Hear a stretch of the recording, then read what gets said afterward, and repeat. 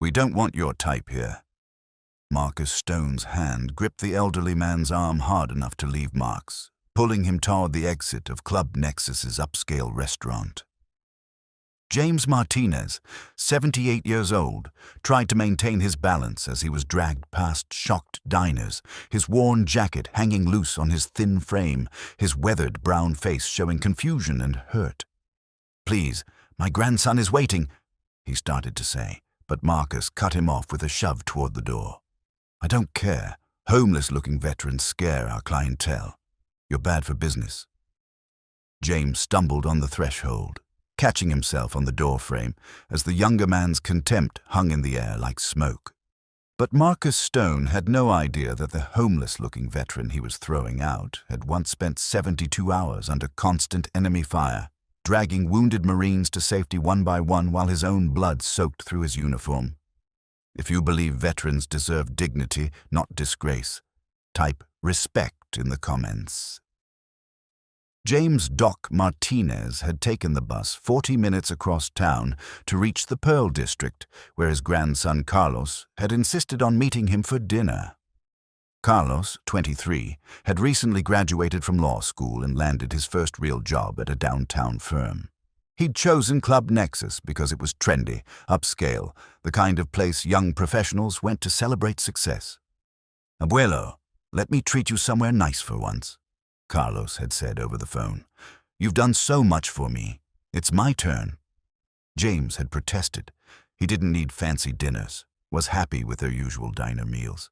But Carlos's excitement had been infectious, and James couldn't deny his grandson anything. So he'd put on his best clothes, which admittedly weren't much. A jacket he'd owned for 15 years, worn but clean. Khakis that had been pressed carefully but showed their age. Shoes that were polished but resoled multiple times. James lived on a modest Navy pension, most of which went to helping Carlos through school and supporting his daughter, Carlos's mother, who worked 2 jobs but still struggled. There was never money left over for new clothes, and James didn't care about such things anyway. He'd learned in Vietnam that appearances meant nothing when bullets started flying. He arrived at Club Nexus 15 minutes early, always punctual from decades of military discipline. The building was sleek glass and steel, the kind of modern architecture that spoke of money and exclusivity. James felt out of place immediately, but pushed through, knowing Carlos would be here soon. He walked through the ground-floor club area, past the bar where beautiful people in expensive clothes sipped cocktails, and headed toward the restaurant on the second level. That's where Marcus Stone intercepted him. Marcus had been working security at Club Nexus for 2 years, a job he took seriously in all the wrong ways. He saw himself as a guardian of exclusivity, a gatekeeper who protected the club's upscale image from anything that might diminish it. In his mind, the club's success depended on maintaining a certain atmosphere, a certain clientele, and anything that threatened that had to be removed. When he saw James shuffling toward the restaurant stairs, an elderly man in shabby clothes, moving with the careful deliberation of someone whose body had been through too much, Marcus saw a problem that needed solving. "Excuse me," Marcus said, stepping into James's path. His tone was aggressive from the start. No pretense of courtesy. "Where do you think you're going?" James looked up at the much taller, much younger man blocking his way. "My grandson is meeting me for dinner upstairs. I have a reservation under Martinez." Marcus's eyes swept over James dismissively, taking in the worn jacket, the thin frame, the way James stood slightly hunched from old injuries that never fully healed. "Let me guess," Marcus said with barely concealed contempt. "You're one of those homeless vets who wanders in here hoping someone will buy you a meal?" The accusation hit James like a slap. "No, Save it. I've heard every story. You probably saw the fancy cars outside and figured you'd panhandle in here. Well, it's not happening. Not on my watch." Marcus grabbed James's arm, his grip unnecessarily rough, and began steering him back toward the exit. James tried to pull away, his voice rising. "Please, I'm not homeless. My grandson Carlos is waiting. Just check your reservation list." But Marcus wasn't listening. In his world, people were defined by how they looked, how they dressed, how much money they appeared to have. An elderly man in shabby clothes didn't belong at Club Nexus, regardless of what he claimed. The reservation system was probably a lie, Marcus figured, a story this old man had concocted to gain sympathy and access. "I'm doing you a favor," Marcus said as he pulled James through the club, drawing stares from patrons. "You don't belong here. Go find a shelter or whatever." His words carried across the room, loud enough that people turned to watch, some with sympathy for James, others with the uncomfortable embarrassment of witnessing something ugly but not wanting to get involved. James felt humiliation burning through him, worse than any physical pain. He'd faced enemy fire, had held dying boys in his arms while they called for their mothers, had earned decorations for valor that sat in a drawer at home because he never felt worthy of them. But none of that prepared him for being treated like trash in front of dozens of strangers by a man young enough to be his grandson. "Sir, please," James said, his voice cracking. "Just let me call my grandson. He's on his way. He can explain." Marcus shoved him toward the door. "I don't care about your stories, old man. We don't want your type here. You scare the clientele. You're bad for business." The shove was hard enough that James stumbled, his old legs unable to compensate quickly enough, and he caught himself on the doorframe to avoid falling. Pain shot through his hip, an old injury from Kei-san flaring up, and for a moment the upscale club dissolved and reformed as a firebase under siege, with incoming mortars and screaming wounded, and the certainty that he was going to die, but he had to keep moving, had to keep helping, had to save one more, just one more. "Hey, stop!" A woman's voice cut through James's flashback, sharp and authoritative. "What the hell do you think you're doing?" Sarah Johnson had been off duty, grabbing dinner with friends at the club's restaurant after her shift ended, when she'd glanced down through the restaurant's glass wall and seen the confrontation below.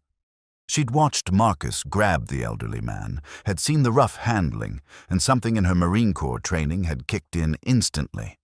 She was moving before consciously deciding to act, down the stairs and across the club floor with the purposeful stride of someone accustomed to command.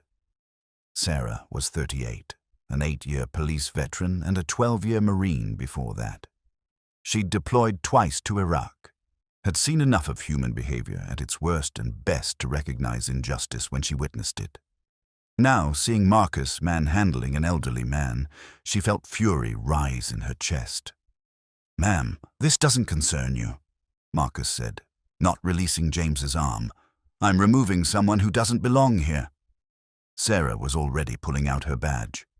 "Detective Sarah Johnson, Portland PD. Let him go, now." Marcus hesitated, torn between authority and pride, but eventually released James. Sarah immediately positioned herself between them, one hand steadying James, her eyes never leaving Marcus. "Are you all right, sir?" she asked James gently. James nodded, still shaken, rubbing his arm where Marcus had gripped it. "I just wanted to meet my grandson for dinner." Sarah's jaw tightened. She turned back to Marcus. "What's your justification for removing this man?" Marcus, feeling defensive now that a cop was involved, launched into his explanation.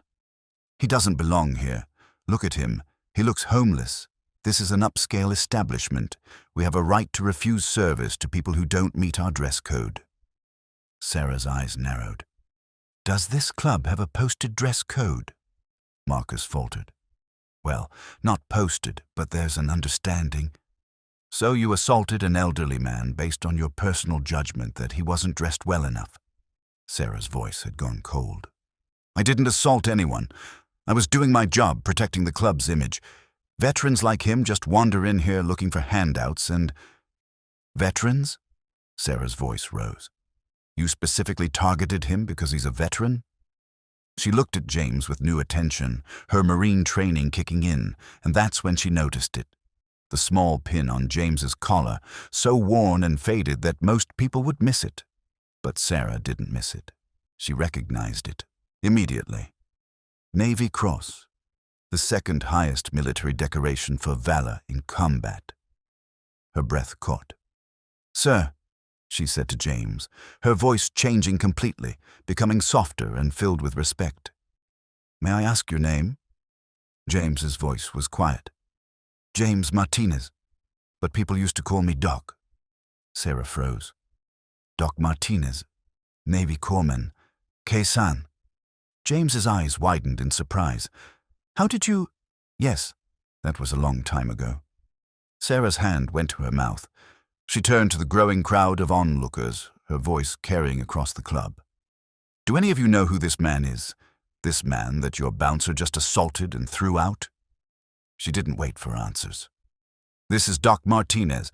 In January 1968 at Khe-Sanh Combat Base, the North Vietnamese launched a massive assault. Doc Martinez was the only corpsman in a forward position that got overrun. 29 Marines were wounded in the first 15 minutes of the assault." Her voice grew stronger, more passionate. For 72 hours, while under constant enemy fire, while the position was cut off from reinforcements, while mortars and rockets rained down continuously, Doc Martinez moved through that hellscape and treated every single wounded Marine. He ran through open ground under machine gun fire to reach the injured. He was hit twice himself, once in the shoulder, once in the leg, and he kept working. Sarah's eyes were shining with tears now. He crawled through enemy sniper fire to reach Marines in exposed positions. He used his own body to shield wounded men from shrapnel. When they finally retook the position and reinforcements arrived, all 29 wounded Marines were still alive because this man refused to let them die. 29 men who would have bled out without him got to go home to their families. The club had gone completely silent. Every person was staring at James, who stood with his head slightly bowed, clearly uncomfortable with the attention. Sarah wasn't finished. "The President of the United States gave Doc Martinez the Navy Cross for his actions that day. But he's never talked about it, never used it to get special treatment, never asked for anything from anyone." She turned to Marcus, her voice dropping to barely controlled fury. "And you threw him out. You put your hands on him. You assaulted a 78-year-old Navy Cross recipient because you didn't like his jacket." Marcus had gone pale, his earlier confidence completely evaporated. "I didn't know. That's the problem." Sarah's voice cracked like a whip. "You didn't know because you didn't ask, didn't care, didn't treat this man with basic human decency. You made assumptions based on appearances, and you got violent when he tried to explain." She pulled out her handcuffs. "Marcus Stone, you're under arrest for assault and battery. You have the right to remain silent." As Sarah read Marcus his rights and cuffed him, the club erupted in chaos. The owner, Gregory Chen, had rushed down from his office after being alerted to the commotion. When he understood what happened, his face went white. "Mr. Martinez, I am so deeply sorry. This is unacceptable. Marcus is fired immediately, and I will personally ensure he faces every consequence possible." Carlos burst through the entrance at that moment, having arrived to find police cars outside and his grandfather at the center of a crowd. "Abuelo, what happened? Are you okay?" James embraced his grandson, assuring him he was fine, just shaken. Sarah explained the situation to Carlos, who listened with mounting fury, then turned to Gregory Chen.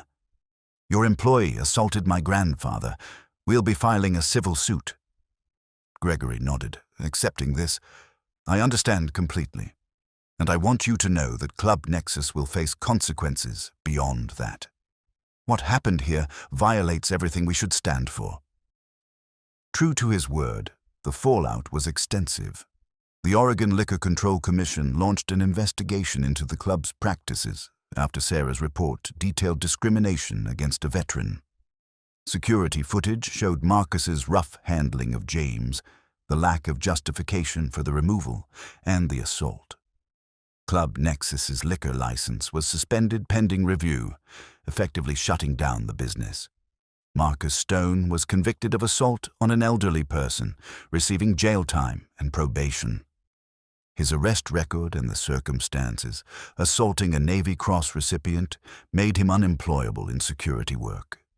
The viral video of Sarah's home explaining James's history, while Marcus stood handcuffed in the background, became a teaching tool for security companies about the difference between protecting clients and discriminating against them. But something else happened that surprised James. As word spread through the Pearl District about what had occurred, restaurant owners began reaching out.